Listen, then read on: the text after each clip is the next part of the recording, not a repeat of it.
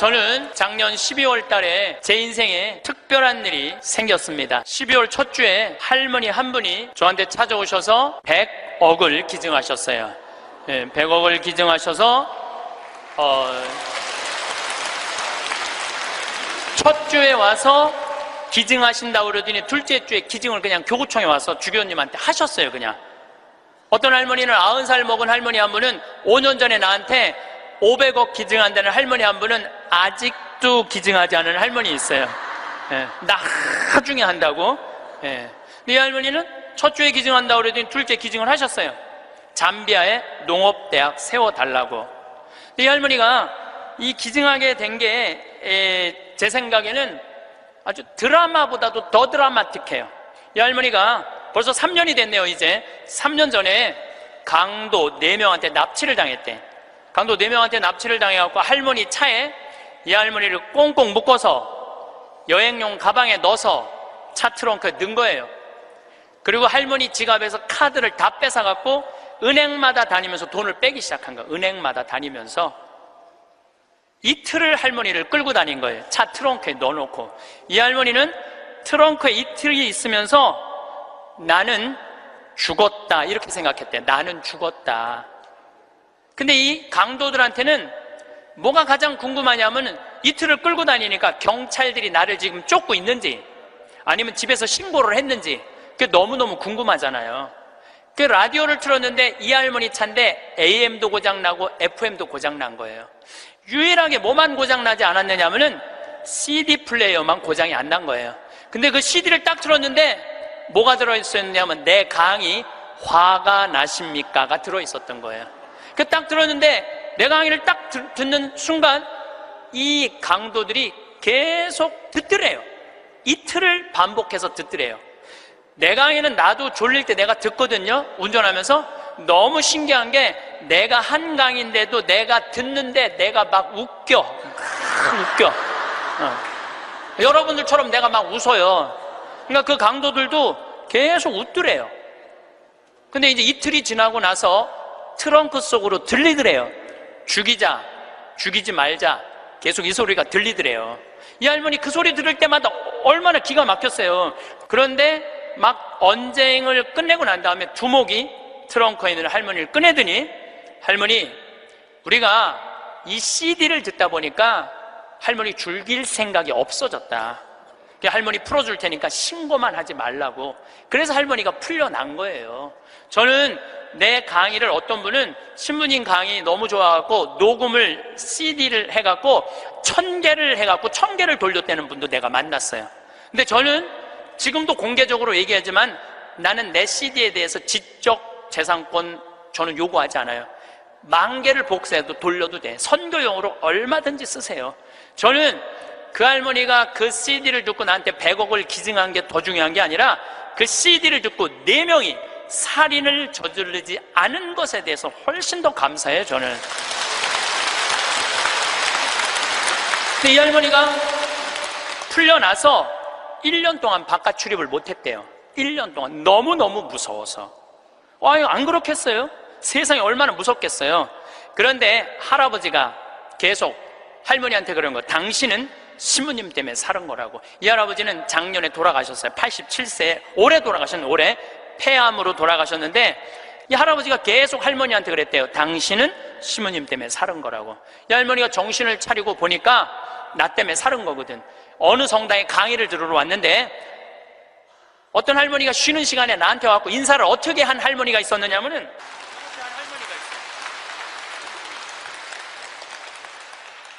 이렇게 인사를 한 할머니가 있어요.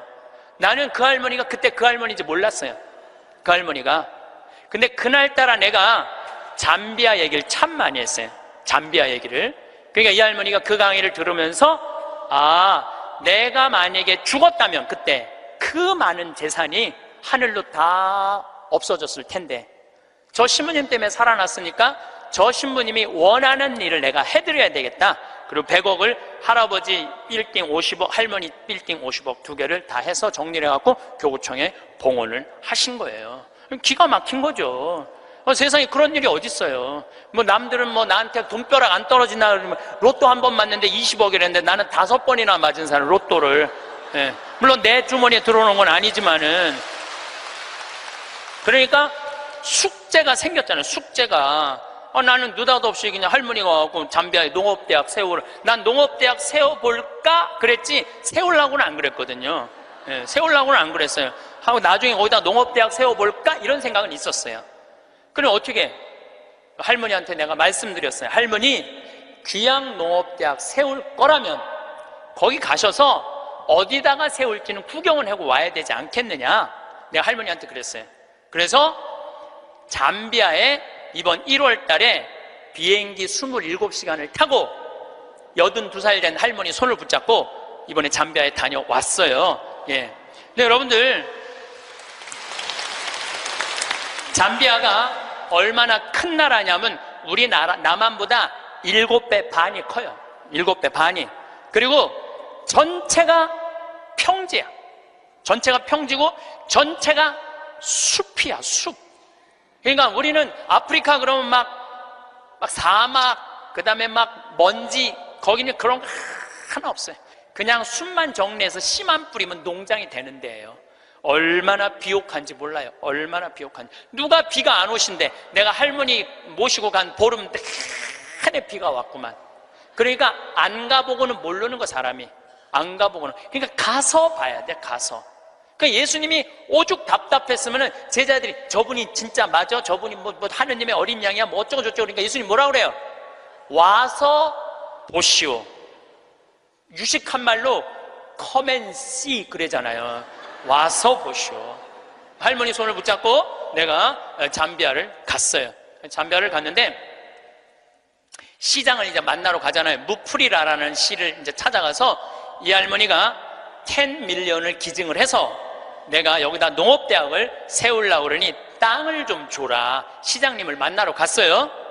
전날, 시장님 만나러 가기 전날 내가 그 프란치스코 전교 봉사의 수녀님 성당 있는 마당에서 하늘에 대고 기도했어요. 하느님, 내일 시장을 만나러 가는데 내가 땅을 얼마를 달라고 그럴까요? 그러니까 정말로 하늘에서 두 말도 안 하고 하느님께서 나한테 이렇게 말씀하시더라고요. 3,000헥타르 딱 그러더라고요. 네, 3,000헥타르 알겠습니다. 그래갖고 내가 시장이 땅이 얼마가 필요하냐고 그러길래 내가 영어로 얘기해서 I need 3,000 헥타르 딱 그랬어요. 근데 시장이 눈이 이만한 거예요. 그렇게 큰 땅이 필요하냐는 거예요. 이게 몇 평이냐면은 900만 평이야. 그러니까 여의도가 80만 평인데 여의도 11배만한 땅이에요. 나도 그렇게 큰 줄 몰랐죠. 3,000헥타르가 그렇게 큰 줄.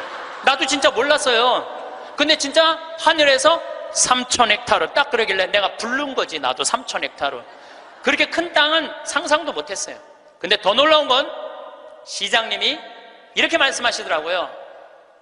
그렇게 큰 땅이 필요하냐고. 그런데 미안하지만은 우리 무프리나시 전체가 450만 평밖에 안 된다는 거예요. 줄 땅이 없다는 거, 줄 땅이. 그리고 시장 재량으로 줄 수 있는 땅은 300만 평밖에 안 된다는 거예요. 1,000헥타르.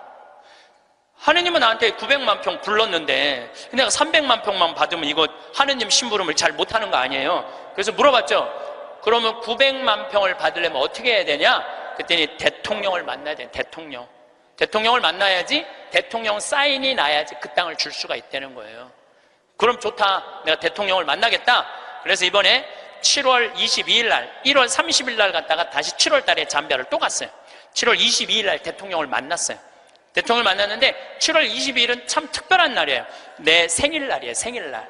내 음력 생일날인데 7월 20일 날 만났는데 10시에 대통령을 만나기로 했는데 12시까지 대통령을 못 만났어요. 왜냐면 우리 대기시설에서 기다리는데 뭐 유럽의 뭐 프랑스인가 어디 대사가 왔다 가고 그 다음 미국의 무슨 에너지 위원장이라고 국회 사람이 들어왔다 가고 계속 엠바서더 대사들이 대통령 만나러 가는 거예요. 우리는 뭐 땅 얻으러 온 사람들인가 가만히 대기실에서 계속 기다리고 있었죠. 기다리고 있는데 이번에는 특별한 사람을 만난 거야. 추장을 처음 본 거야. 추장. 여러분들 추장 본 적 없죠? 추장을 처음 봤어요. 내가 태어나서 처음으로. 여러분들 추장님들은요, 옷 벗고 안 다녀요. 우리가 잘못 알고 있는 거예요. 추장이 딱 들어오는데 추장이 먼저 안 들어와요. 경호원 2명이 딱 이런 양복 정장한 경호원이 딱 들어오는 거예요. 근데 딱 들어오는데 한눈에 추장인 줄 알겠더라고요. 모자를 탁 쓰고 여자 추장이야. 그것도 여자 추장이 딱 들어오는데 왕이 들고 다니는 홀을 딱 들고 들어오는 거야. 내가 그 대사들이 다 왔다 한 번도 안 일어났어요. 근데 그 추장이 딱 문 열고 들어오는 순간 저절로 일어나지더라고. 저절로. 왜냐하면요, 잠비아의 추장 정도면 어느 정도로 권력이 좋으냐면은 보통 추장 한 분이 가지고 있는 땅이 6억 평 정도 돼요. 부산시가 1억 4천만 평이에요. 부산시가. 그러니까 서울보다 더 큰 땅을 갖고 있는 거예요. 추장 한 분이. 그러니까 잠비아에서 추장님한테 잘못 보이잖아요. 그냥 쫓겨나는 거예요. 근데 어떻게 안 일어나? 저절로 일어나지는 거죠.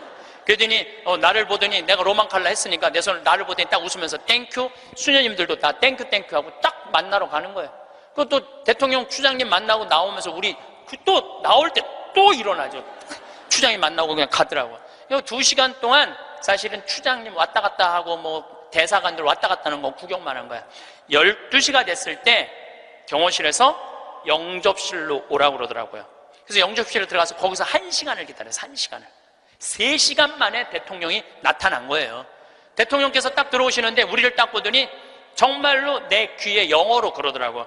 I owe you an apology 그러더라고요. 사과하겠다는 아주 정중한 말이에요. 그 말이 사과하고 싶다고. 그러니까 내가 그 얘기를 딱 듣고 내가 진짜로 유창한 영어로 이렇게 말했어요. 진짜 유창한 영어로 Don't worry, I understand because you are president of Zambia. 내가 그랬어요. 당신 잠비아 대통령이기 때문에 당신 바쁘기 때문에 내가 이해한다. 그러니까 대통령께서 막 웃으시더라고요.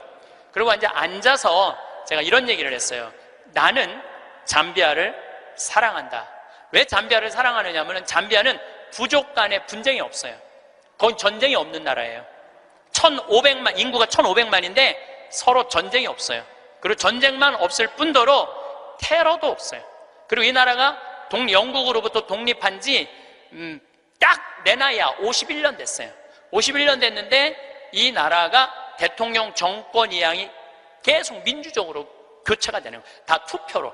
참 특별한 아프리카의 평화로운 나라예요. 평화로운 나라예요.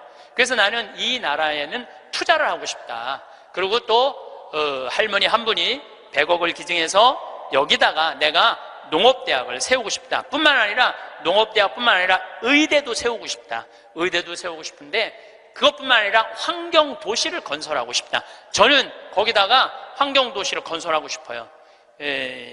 참 아름다워. 별도 너무너무 멋있고. 그래서 내가 여러분들 초대하고 싶어요. 별이라는 게 이렇게 아름다운 거구나. 그러니까 내가 땅이 좀 필요하다. 땅이 좀 많이 필요하다. 3,000 헥타르가 필요하다. 그러더니 대통령께서 들으시더니 수녀님들이 20년 동안 잠비아에 와서 봉사활동하고 있는 거 자기 알고 있대요. 그래서 고맙게 생각을 한다고.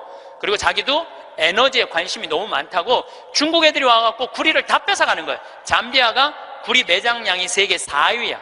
세계 4위야. 그러니까 지금 중국 애들이 다 뺏어가는 거예요. 근데 뺏어가면서 그 전기를 거기 구리 캘 때 전기가 많이 들어가거든요. 다 쓰는 거. 그런데 문제는 전기값도 안 내는 거, 중국 애들이. 너무너무 속상해하고 있더라고요. 그래서 내가 그때 말을 받아서 나는 중국 사람하고 다르다. 나는, 그리고 우리나라는 그 얘기도 했어요. 우리나라는 다른 나라 한 번도 침략한 적 없는 나라다. 다른 나라 거 뺏어온 적이 한 번도 없는 나라다. 그런데 나는 여기다가 정말로 세계적으로 아름다운 환경도시, 프로펠러, 윈드 프로펠러, 풍력 에너지, 그 다음에 솔라 에너지, 이거 여기다가 설치하고 싶다. 바람이 굉장히 많거든요. 그 나라가 해발 1,500m 있어요. 그리고 1,500m의 평지니까 바람이 얼마나 많아요. 그러니까 여기다가 이 기가 막히게 평화로운 국가의 아름다운 환경도시를 건설하고 싶다. 그래서 난 3,000헥타르가 필요하다. 나는 이런 말은 전부 다 한국말로 하고, 근데 내 옆에 이제 통역 교수를 데려갔죠, 내가. 예, 김기영 교수님이라고 아주 마침 영국에서 공부를 한 교수님이에요. 영어를 너무너무 잘하시더라고요. 그래서 그 교수님이 다 통역을 해주고 대통령하고 얘기를 다 했어요. 대통령이 한 40분을 얘기를 했어요. 40분을 얘기를 했는데 이번에 사실은 평화방송에서 제 잠비아 활동을 찍으러 갔어요. 하이라이트가 뭐냐면은 대통령 만나는 거 찍는 게 하이라이트야. 그런데 내가 공식적인 외교적인 채널로 온 게 아니기 때문에 방송국은 못 들어온다는 거예요. 너무 속상하더라고요. 그걸 우리 국민들한테 보여주고 싶고 우리 교우들한테 보여주고 싶었는데, 근데 이제 거의 다 끝났는데 딱 얼굴을 돌려보니까 평화방송이 찍고 있는 거야. 그래서 나중에 어떻게 된 거냐고 물어봤더니 우리를 너무 오래 기다리게 해서 그런지 갑자기 경호실에서 들어가서 찍으라고 그랬다는 거예요. 나는 이렇게 대통령을 보고 있느냐고 앞을 못 봤거든요. 40분 동안 집중을 해야 되잖아요. 집중. 잘 못 알아들어도 알아듣는 척하고 막 이렇게 집중을 해야 되기 때문에 앞을 못 봤어요. 다 찍었다는 거예요. 다 찍었다는 거예요. 그래서 이번에 평화방송에서 성탄 특집으로, 제목이 내가 정확하게 못 들었는데 8월의 크리스마스라는 제목으로 그 잠비아 특집으로 방송을 할 거예요. 여러분 한번 보세요. 꼭 보세요. 그리고 이제 대통령께서 다 얘기가 끝나고 미안했는지 사진 찍자고 그러더라고요. 그래서 내가 딱 일어났는데 대통령, 난 벌써 일어나는 거 끝났는데 대통령은 계속 일어나는 거야. 키가 보니까 2m야 2m. 대통령이 키가. 그래서 제가 진짜 이랬어요. 이렇게 고개를 들고 진짜 또 유창한 영어로 이렇게 얘기했어요. Too tall. 내가 그랬어. Too tall. 사진을 찍으려고 그러니까 내가 너무 키가 작으니까 안 되겠어. 그래서 내가 영어로 얘기했어요. I need lift 올리겠다. My 힐 뒤꿈치를 올리겠다. 내가 그러니까 대통령이 박장대소를 하시는 거예요. 그래갖고 대통령이 한 우리 간 직원들, 이제 우리 수녀님들 다 뭐 10분하고 사진, 우리 저기 평화방송 스태프들하고도 다 찍어주셨어요. 너무너무 즐거우셨나 봐요. 그래갖고 이제 근데 이제 그 땅을 받으려면 2년을 기다려야 된대요. 왜냐하면 땅이 크기가 얼마냐, 분당 신도시 2배만 한 거니까. 우리도 신도시 하나 개발하려고 그러면 하루아침에 결정이 안 되잖아요. 그러니까 2년은 기다려야 된다고. 그리고 대통령께서도 강요회의를 통해서 나중에 땅을 드릴 수 있으면 회의로 결정되면 드리겠다고 그렇게 얘기를 했어요. 근데 내가 이제 마지막에 대통령을 정말로 많이 웃겼거든요. 나는 하느님한테 받은 특별한 은사 중에 하나가 누구도 웃길 수 있는 은사를 받았어요. 누구도 웃길 수 있는 은사를 받았어요. 그리고 나는 끝나고 사실은 대통령 만나고 눕고 이러고 저러는 바람에 새벽에 갔다가 밤 12시에 와갖고 생일 밥도 못 먹었어요. 그리고 다음날 강의는 LA, 아프리카에서 LA 성령대 강의가 있는데 그런저런 이유로 비행기를 놓쳤어요. 2,500명이 기다리고 있는데 LA에서 지금 나를. 그러니까 전 세계 비행기를 뒤져보니까 원래는 싱가포르로 해서 LA로 이제 가는 비행기를 끊어놨는데 그걸 놓쳤으니 가긴 가야 될 거 아니야. 지금 2,500명이 날 기다리고 있는데. 그래 뒤져보니까 남아프리카 공화국 요하네스버그에서 암스테르담, 유럽 맨 끝에 네덜란드 암스테르담에서 거기서 또 완전 끝으로 LA로 가는 비행기가 있더라고. 엄청 비싼 비행기 표가. 그걸 끊어서 하루 종일 걸쳐서 암스테르담에 도착을 했어요. 암스테르담에 도착을 해갖고 핸드폰을 딱 열어보니까 수녀님이 메시지를 보냈어. 신부님, 기적이 일어났다는 거예요. 무슨 기적인가 했더니 다음날, 하루가 지난 거니까 다음날 대통령께서 직접 국토부 장관한테 직접 전화했대. 직접 전화해갖고 어제 한국에서 오신 신부님 원하는 땅 3,000헥타르 장관이 책임지고 다 드리라고 그랬다는 거예요.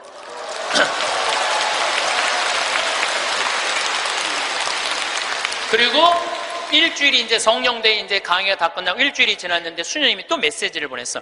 신부님, 우리들 지금 국토부 장관 만나러 다시 서울로 루사카로 간다는 거예요. 거기 서울까지 가는데 10시간 걸리거든요. 루사카로 간다는 거예요. 그럼 점점 일이 빨리 진행이 되는 거죠. 근데 나는 2년 기다려도 돼요. 왜냐하면 나는 지금 110살까지 살 거니까 2년 못 기다려. 난 마음이 느긋했어요, 사실은. 그리고 이제 한 달 반 동안 캐나다, 미국, 엘래스카 강의 끝나고 한국으로 9월 1일 날 들어왔는데 7월 16일 날 나가서 한국으로 9월 1일 날 들어왔는데 내 책상에 선물이 어떤 선물이 왔느냐면 그 3,000헥타르 측량까지 다 끝나고 지적도가 딱 온 거예요. 지적도가 그 사이에 한 달 반 사이에 그 땅을 다 받은 거예요. 근데 그 땅이 어떤 땅이냐면 내가 원하는 땅을 다 준 거야. 거기에 유칼립투스, 소나무 이렇게 굵은 거 어마어마하게 산림청에서 심어놓은 거 다 준 거, 그 땅. 그리고 강이 2개가 흘러요, 그 안에.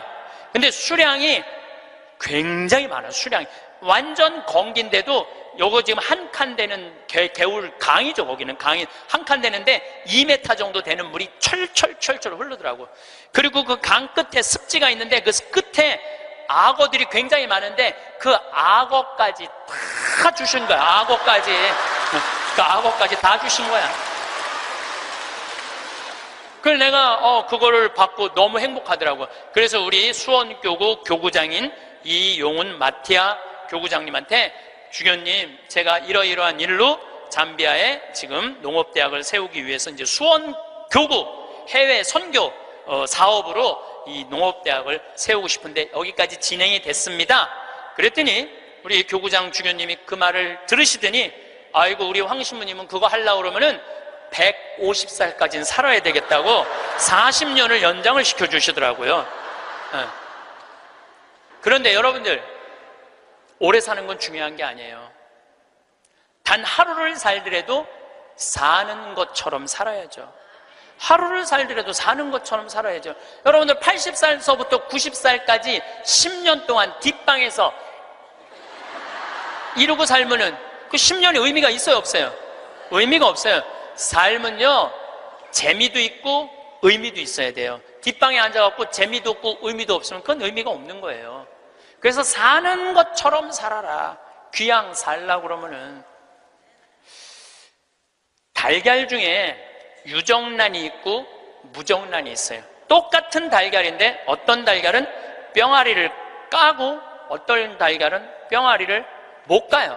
참 그거 구분하기 어렵대요. 유정란인지 무정란인지. 똑같은 달걀인데 근데 사람도요 유정란이 있고요 무정란이 있어요.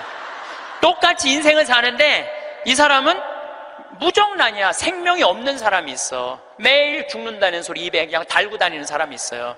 근데 어떤 사람은 유정란이 있어. 난 너무 행복해. 난 너무 감사해. 나 사는 게 너무 즐거워. 이 사람들은 유정란하고 무정란 구분법을 알려드릴게요. 첫 번째, 저 사람이 유정란인지 무정란인지 구분하는 첫 번째 방법은 뭐냐면 이 사람이 웃느냐 웃지 않느냐에 따라서 유정란이냐 무정란이 구분돼요. 여러분들 하루 종일 같은 모임에 다니는 친구들이 있어. 같이 밥도 먹고 여기 만나러도 가고 여기저기 구경도 다녀. 근데 다 웃는데 딱 한 사람만 남들이 웃어도 이런 사람 있어요, 없어요? 꼭 있어요. 그 사람은 무정란이에요. 이 사람은 밥 먹는 게 즐겁지도 않고 대화하는 게 즐겁지도 않은 거야. 그 사람이 웃긴 말해도 하나도 귀에 안 들어와. 그 사람 왜 안 웃는지 알아요? 상대방을 무시하려고 안 웃는 게 아니에요. 이 사람이 왜 안 웃느냐 하면은 이 사람 머릿속은 이런 생각밖에 없어. 남편하고 이혼을 해봐라. 조이팔한테 1억을 투자했는데 그거 어떻게 찾아? 이러니까 웃을 수가 없는 거예요. 아들이 하나 있는데 새벽 4시까지 게임을 하고 낮 5시에 일어나. 이런 사람은 웃을 수가 없는 거예요. 이 사람은 뭐가 가득한 사람이냐면 근심 걱정이 가득한 사람이에요. 근심 걱정이 가득한 사람은 웃을 수가 없어요. 근데 여러분들이 근심한다고 단 하루라도 생명을 연장할 수 있어요? 걱정하지 말라고 예수님이 마태복음 6장에 말하잖아요. 걱정하지 말아라. 너희들은 오늘 일은 오늘로 족하다. 무엇을 먹을까, 무엇을 마실까, 무엇을 입을까 걱정하지 마세요. 그러니까 여러분들은 걱정하지 말고 그냥 웃고 사세요. 웃음은 기적의 시작입니다. 저는 차쿠아 룽가 대통령께서 마지막에 박수를 치고 웃는 모습을 보고 저분이 나 땅 주겠구나 그런 생각이 들었어요. 왜냐하면요 웃음은 기적의 시작이에요. 웃음은 기적의 시작. 또 여러분들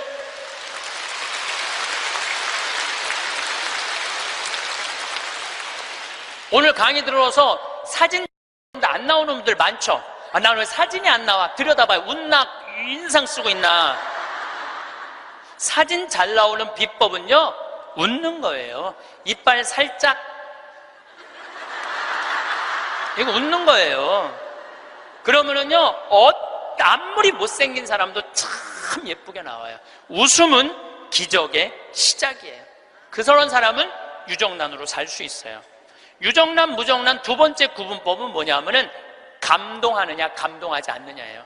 여러분들, 어떤 사람도 보면 뭐 맛있는 거, 아우, 맛있다, 정말 맛있다, 막 이렇게 좋아하는 사람 있죠? 뭐 신난다, 뭐 공연을 봐도 너무 멋있다, 이런 사람 있죠?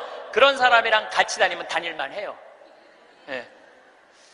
저는 이번에 미국 강의 중에 유타라는 곳을 여행을 했어요. 일주일 동안. 유타는 뭐냐면 여러분들 서부 영화 보면 막 쫙 빨간 돌산이 막 하늘 높이 서 있고 그런 거 있죠? 거기에 브라이어스 캐년, 그랜드 캐년, 델리킷 아치, 이런 캐년랜드, 이런 데가 있는 지역이에요. 미국에서도 가장 인기 있는 관광지예요. 거기를 일주일 동안 여행을 했는데, 나 여행을 인도한 사람이 74살 먹은 마틸다라는 친구예요. 저는 여러 차례 말씀드리지만 나는 87살까지는 친구예요. 87살까지는 친구예요. 근데 74살 먹은 마틸다라는 이 친구인데 4년 전에 내가 미국 강의 갔을 때 요세미티라는 공원을 나를 하루 1박 2일을 데리고 왔는데 내가 너무너무 행복해 하니까 이번에 강의 온다니까 준비를 한 거야. 나 보여주려고 3,000km가 되는 데를 3번을 답사를 한 거예요. 3,000km, 74살 먹은. 근데 이분은 부자가 아니야. 세탁소 하는 분이에요. 근데 정말 내 강의대로 사는 분이야. 돈만 생기면 여행을 가는 거예요. 나중에 안 가고 이분은 생각만 나면 지금 가는 분이야. 지금 얼마나 즐겁게 사는지 몰라. 정말로 모아놓은 거 이런 생각 없어. 그냥 쓰는 거야. 그냥 쓰다 죽자. 스주케 회장이야. 그냥 쓰다 죽자. 그냥 쓰다 죽자. 3,000km를 3번을 답사를 한 거예요. 8명이 같이 여행을 갔는데 이분은 이미 다 구경했기 때문에 더 이상 볼 게 없는 분이에요. 딱 뷰포인트, 제일 경치 좋은 자리 가서 이분은 경치를 안 보고 나를 보더라고요.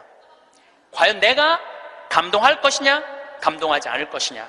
근데 저는 5년 전에 내가 위암 걸리고 난 다음부터 저는 매일매일 감동이에요. 이번에도 단풍을 보는데 내가 하느님한테 기도했어요.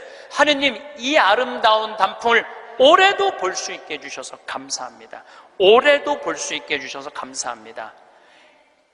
어제는 오래간만에 별이 막 떴어요. 막 별을 보는데 너무 이 아름다운 별을 볼 수 있게 해주셔서 감사합니다. 나는 감동이 삶의 기본인 사람이야. 네, 감동이. 네. 막 감동을 하면 막 너무너무 행복해. 그러니까 내가 그 뷰포인트에 딱 섰을 때 내 반응은 정말 이랬어요. 여기 죽인다. 여기 너무 멋있다. 좋아, 아주 좋아. 제가 맨 입만 열면은 오 마이 갓. 너무 일주일 동안 내가 계속 입에서 감동. 와, 너무 진짜 멋있었고. 이랬을 때 나하고 같이 간 7명은 자기 인생에 가장 행복했던 여행이라고 얘기를 하더라고. 여행은 어디를 가느냐가 중요한 게 아니에요. 누구와 가느냐가 중요한 거예요. 누구와 가는데 감동하는 사람이랑 가느냐, 감동하지 않는 사람이랑 가느냐에 따라서 여행은 기분이 확 잡치기도 하고 너무 멋있기도 해. 꼭 여러분들 이런 사람들 있죠. 꼭 좋은데, 경치 좋은 데라고 생각하고 데리고 갔는데 이렇게 말하는 사람이 있어요. 뭐하러 여기까지 와? 있어요, 없어요? 꼭 있어요. 만약에 내가 그 델리킷 아치에서 이렇게 말했다면 그분은 다리에 힘이 쭉 빠졌을 거예요. 에이, 여기 뭐 우리나라 설악산 울산바위만 못하네. 이러면은요, 상대방 무릎 꺾는 것보다도 더 나쁜 일을 하고 있는 거예요. 사람은요, 감동을 할 줄 알아야지 이 사람이 멋있는 사람이에요. 그게 유정란이야. 유정란. 여러분들, 아내가 아이고 아파, 아이고 허리 아파, 아이 힘들어 죽겠어. 그럼 남편이 아이고 또 아프다고 그러네. 이거 아픈 사람 한둘이야. 좀 제발 좀 끙끙 소리 좀 하지 마. 그럼 정말로 신경질이 나요.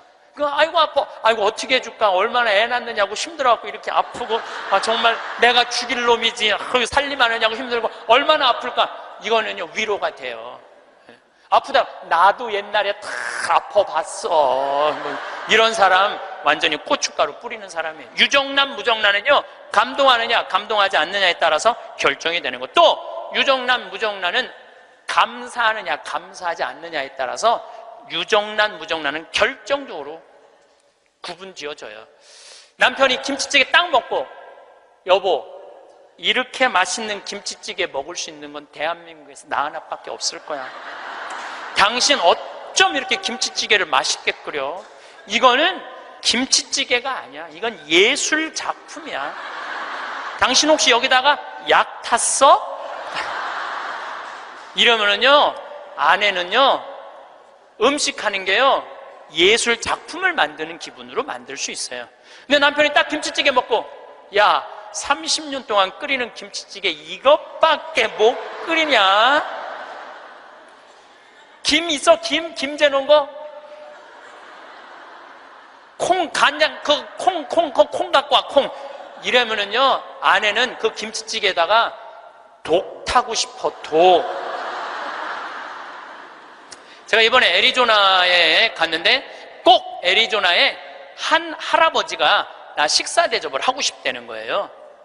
근데 어느 정도로 부자냐면 애리조나에서 최고로 돈을 많이 버는 분이래요.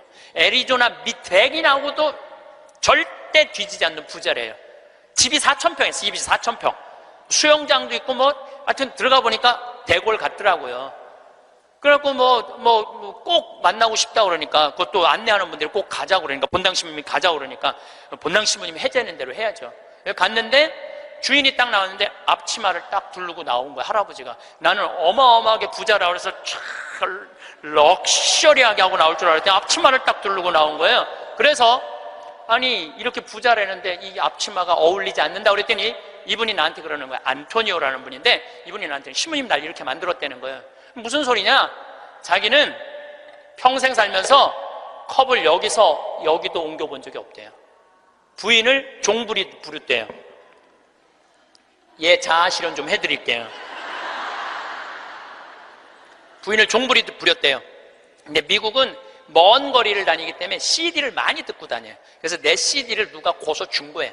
근데 그 CD 안에 무슨 내용이 들어있느냐면은, 남자들 30년 동안 밥을 얻어 먹었으면 양심이 있으면 설거지는 좀 해라. 30년 동안 밥 얻어 먹고 설거지도 안 하는 게 그게 사람이냐? 그런 얘기를 했어요. 그런데 어떤 형제가 그 얘기를 듣고 자기는 20년 동안 결혼 생활하면서 한 번도 설거지할 생각을 안 했대요. 그 얘기를 듣고 집에 가서 설거지를 한 거야. 근데 아내가 밥 먹다가 갑자기 끝나고 난 다음에 남편이 설거지하러 가니까 아내가 그래도 당신 미쳤냐고, 왜 안 했던 짓을 하냐고. 근데 내가 그런 소리 들어도 하라고 그랬어요. 그때 강의 때 아내가 그러더래요. 2번 설거지하게 하지 말고 그냥 미사해설이나 가라고 그러더래요, 아내가. 근데 그 형제는 설거지를 하고 미사해설을 간 거야. 그랬는데 미사해설 하기 전에 아내가 메시지를 보냈어. 여보, 나는 당신이 한 설거지를 다시 하고 있어. 하지만 나는 20년 결혼 생활 하는 동안 오늘처럼 행복한 적은 없어. 당신이 내 일을 덜어주기 위해서 설거지를 한 그 자체로 난 너무너무 행복해. 그 메시지를 저한테 보냈어요, 형제님이. 신부님 너무 감사하다고. 그 얘기를 들으니까 그 돈 많은 회장님이 컵을 여기서도 여기 옮기지 않았던 분이 굉장히 마음이 처음으로 충격을 받았대요. 아내인데 종처럼 부린 자기가 너무 미안하더래. 그래서 그날 설거지를 했대요. 아내가 남편이 미쳤는 줄 알았대. 근데 아내가 설거지를 끝냈는데 너무너무 행복해 하더래요. 아내가 너무 행복한 모습을 보니까 청소기를 잡게 되더래요. 청소기를. 그래서 자기 부부는 3년 전부터 그 형제님이 저한테 참 인상적인 얘기를 했어요. 신부님, 내가 호텔도 가지고 있고 백화점도 갖고 있고 땅도 40만 평이나 있고 정말로 미국의 1%만 사는 집에서 살고 있는데 그게 하나도 행복에 도움이 안 되더라는 거예요.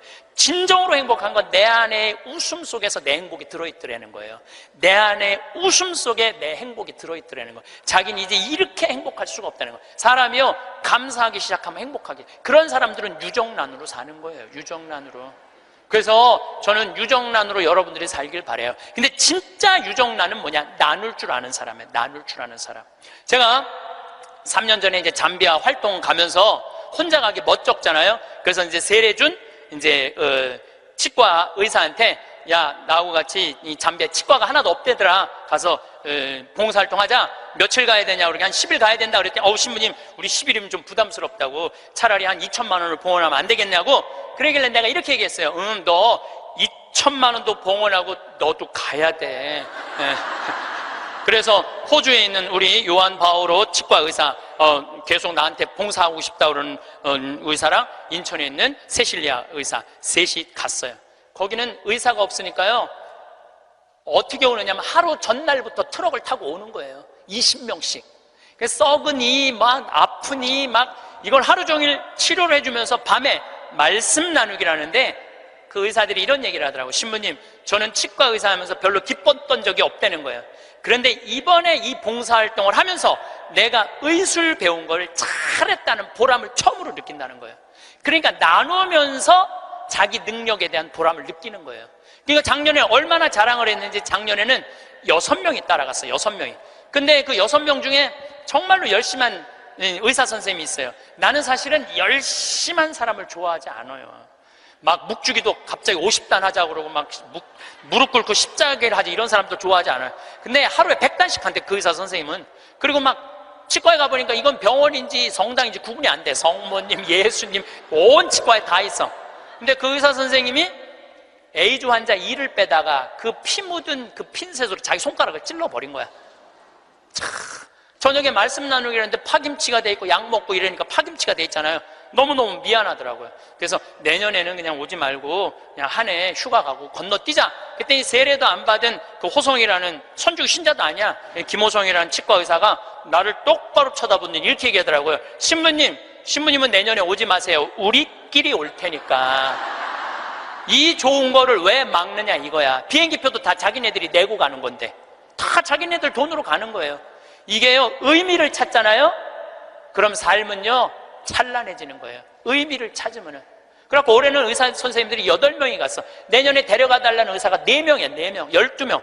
기적은요 억지로 만들려고 이루어지는 게 아니에요. 그냥 하느님이 이루어 주시는 거예요. 나눌 때 기적이 일어나는 거예요. 그런데 저는 거기다가 이제 농장도 20만 평 이제 꾸며줬어요. 농장도 20만 평 꾸며주고 닭장도 해갖고 1000마리 팔던 거 이제 2000마리씩 다달이 판대요. 그런데 소를 못 키우겠는 거야. 소를. 저 소만 키우면 이제 거긴 다 이제 내 꿈이 다 이루어지는데. 근데 우리 평창 군수님이 대관령 한의협회 11년 동안 조합장 하다가 군수님이 된 거야. 그분하고 밥 먹을 때마다 이런 생각이 드는 거예요. 저분을 모시고 가면 소 키우는 건 해결될 텐데 군수님을 하고 있으니 모시고 갈 수가 있어야지. 그래갖고 내가 밥 먹을 때마다 속으로 이런 생각을 했어요. 다음 선거에 좀 떨어져라 이런 생각을 했어요.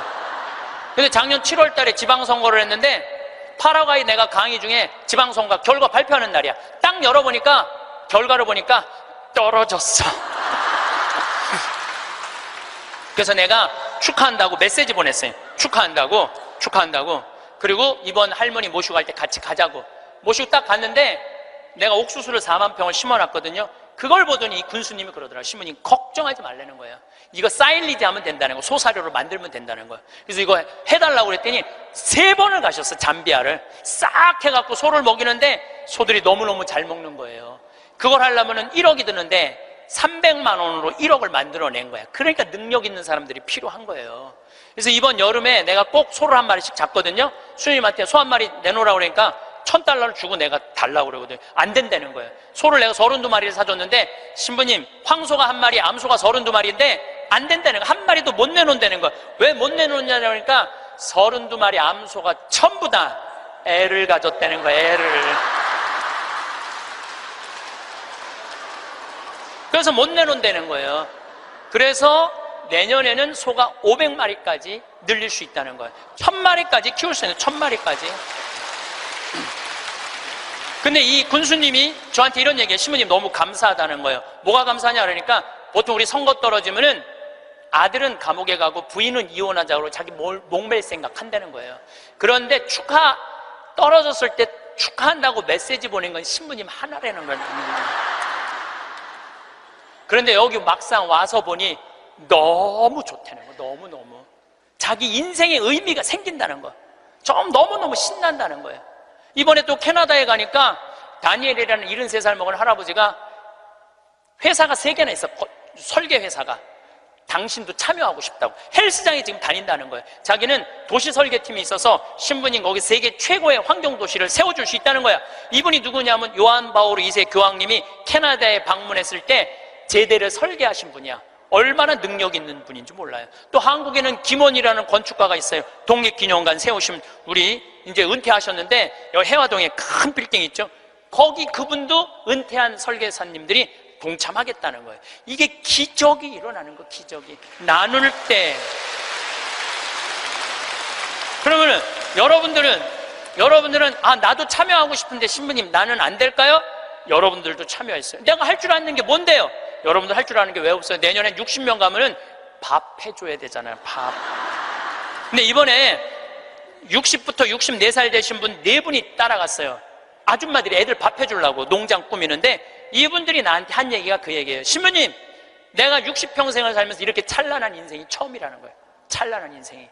그래서 여러분들 이제 제발 내 집, 내 자식 그런 이기적인 것에서 벗어나서 정말 유정란의 삶을 살고 싶으면 나누셔야 돼. 이제 이 900만 평의 도시 세우려고 그러면요, 여러분들의 재물만 필요한 게 아니에요. 여러분들의 능력이 필요해. 저는 이번에 잠비아에 가고 너무 가슴 아픈 일이 있었어요. 어떤 일이 있었느냐면은 간호대학을 세우다가 수녀님들이 돈이 없어서 멈춘 거야. 그냥 완전 폐허가 된 거야. 너무 가슴이 아프더라고요. 그런데 내가 가만히 보니까 나는 책이 정말 많이 팔리더라고. 사는 맛, 사는 뭐, 요즘 또 왜 우리는 통하지 않을까. 또 이번에 이제 촌놈 신부 유럽 여행기 인세가 너무너무 많은 거야. 그래서 내가 수녀님한테 전화했어요. 수녀님, 내가 간호대학 세워주겠다고. 그러니까 내가 인세가 한 2억 정도 있어갖고 그거 다 보내주기로 했어요. 그런데도 얼마가 모자라면 3억이 모자라. 그래서 내가 이번에 한 번 더 여러분들의 도움을 청해요. 제가 시간이 없어서 그러는데 작년에 포크레인 산다고 그럴 때 2억만 보내달라고 그러는데 우리나라 국민들이 얼마를 보내줬는지 알아요? 10억을 보내줬어요. 10억을. 너무너무 감사하죠. 이게 내 일이 아니야. 하느님 일이지. 근데 이번에는 간호대학 세우는데 이번엔 3억이 필요해요. 1,000만 원씩 30명만 동참을 해주시면은 거기다가 내가 간호대학을 너무 멋있게 세울 수 있을 것 같아요. 그리고 이번에 동참하는 분들은 내가 데리고 갈게. 간호대학 다 세우면은 정말로 너무너무 아름다운 잠비아 한번 가서 내가 이렇게 의미 있는 일을 지금 하고 있구나. 저는 여러분들 무정란으로 살지 않았으면 좋겠어요. 유정란으로 살았으면 좋겠어요. 마지막 삶교환기의 결론을 좀 말씀드리고 싶어요. 레오나르도 다빈치가 모나리자를 하루아침에 그렸겠어요? 수도 없이 찢었을 거예요. 수도 없이. 그리고 그 멋있는 작품을 남긴 거예요. 여러분들도 인생 살면서 실패하고 잘못하는 거 참 많으시죠? 그렇지만은 여러분들이 끊임없이 완성을 향해서 나가면은 여러분들 마지막에는 레오나르도 다빈치처럼 멋있는 인생의 유정란을 남기고 가실 수 있으실 겁니다.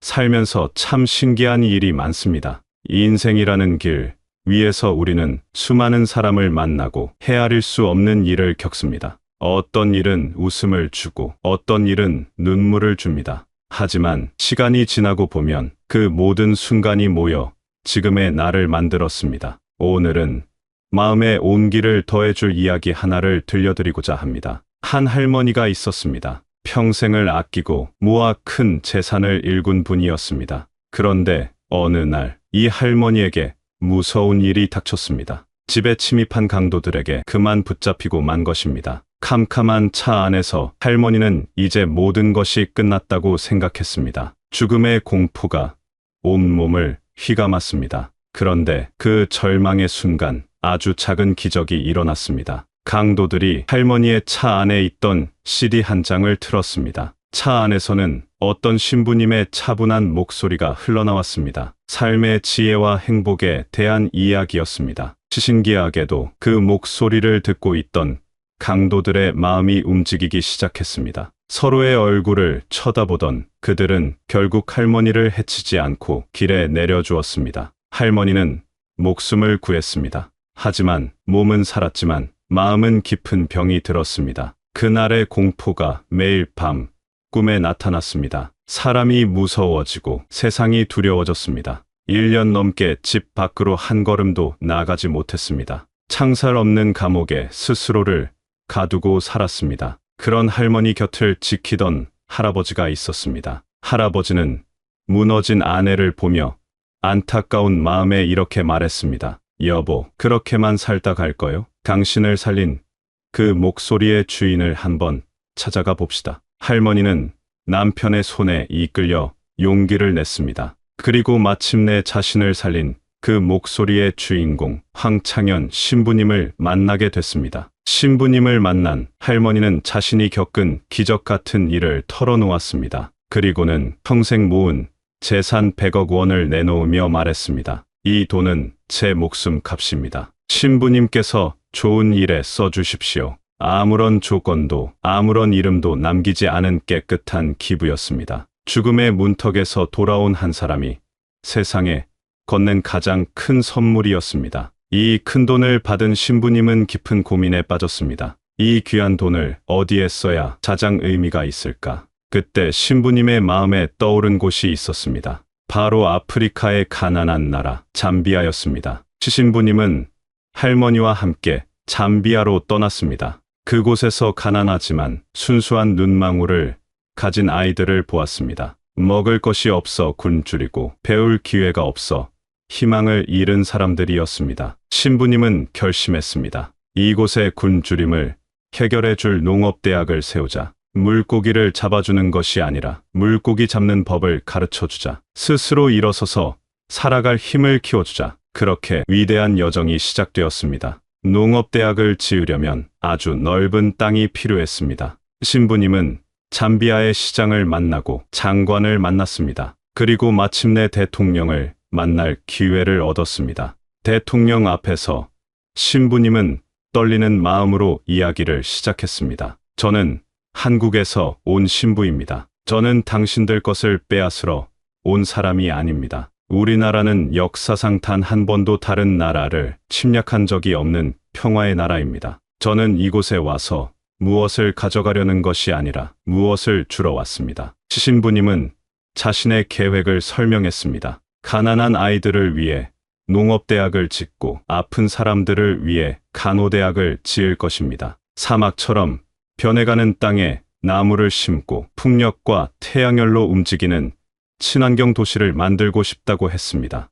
이것은 단순히 건물을 짓는 계획이 아니었습니다. 이것은 한 나라의 미래를 바꾸고 사람들에게 희망을 심어주는 꿈이었습니다. 신부님의 진심이 담긴 이야기에 대통령은 깊은 감동을 받았습니다. 보통 이연은 좋게 걸릴 거라던 땅 문제는 대통령의 특별 지시로 단 한 달 반 만에 해결되었습니다. 마치 기적과 같았습니다. 정부는 신부님이 원했던 것보다 훨씬 더 좋은 땅을 내주었습니다. 강 2개가 유유히 흐르고 악어까지 사는 아름다운 숲이었습니다. 이 소식이 알려지자 한국에서도 놀라운 일들이 벌어졌습니다. 각 분야의 전문가들이 자신의 재능을 나누겠다며 스스로 찾아왔습니다. 평생 소를 키운 분은 잠비아에 가서 소 키우는 법을 가르쳐 주겠다고 했습니다. 치과 의사들은 팀을 꾸려 잠비아 사람들의 아픈 이를 치료해 주러 떠났습니다. 건축가, 농업 전문가, 교육가들이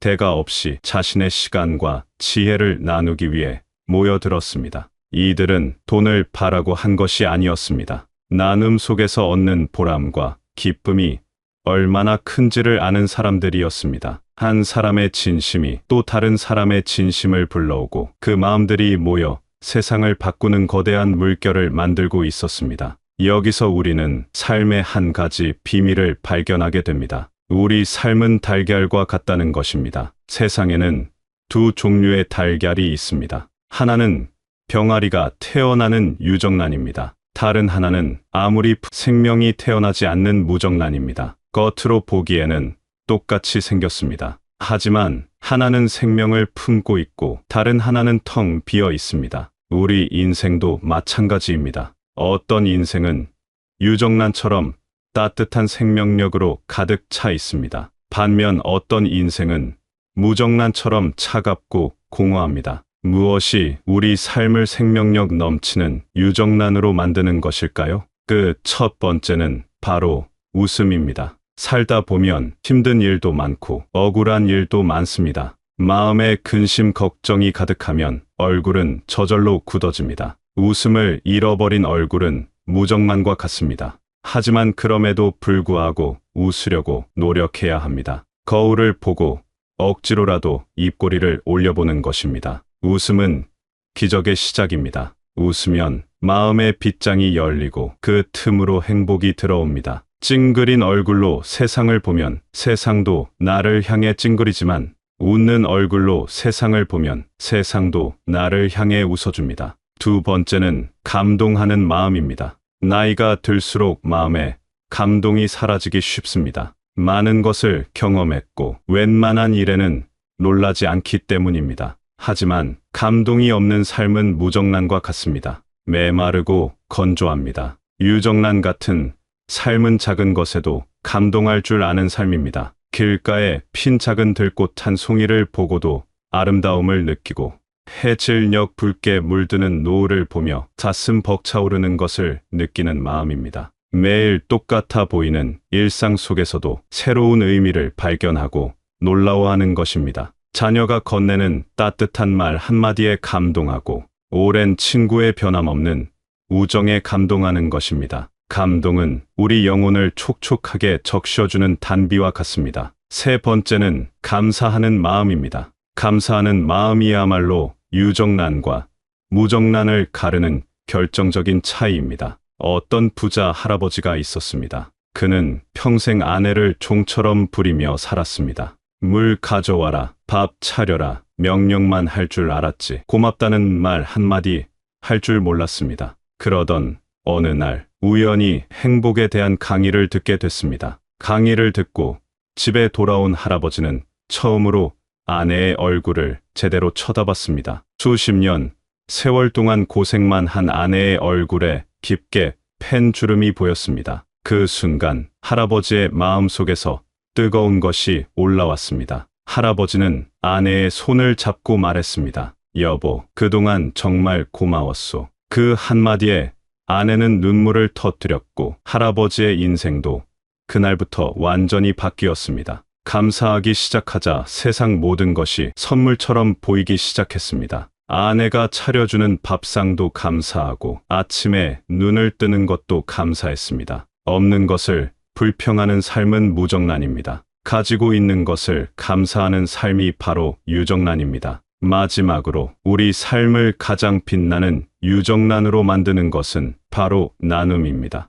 나눈다는 것은 단순히 물질을 주는 것만을 의미하지 않습니다. 내가 가진 시간, 재능, 지혜, 그리고 따뜻한 마음을 다른 사람과 함께하는 모든 것이 나눔입니다. 잠비아를 돕기 위해 달려간 수많은 사람들처럼 말입니다. 그들은 자신의 것을 나누면서 가난해진 것이 아니라 오히려 더 큰 부자가 됐습니다. 마음의 부자, 행복의 부자가 된 것입니다. 움켜쥐고만 있으면 썩어 없어질 것들도 나누면 향기로운 꽃을 피웁니다. 내가 가진 작은 것을 나눌 때 그 기쁨은 몇 배로 커져서 다시 나에게 돌아옵니다. 나눔은 우리 삶을 가장 찬란하게 만드는 최고의 지혜입니다. 우리는 모두 인생이라는 긴 여행을 하고 있습니다. 어떤 날은 화창하고 어떤 날은 비바람이 칩니다. 때로는 험한 산을 넘어야 하고 때로는 끝이 보이지 않는 사막을 건너야 합니다. 살아온 세월을 돌아보면 후회되는 일도 많고 아쉬운 순간도 많을 것입니다. 하지만 괜찮습니다.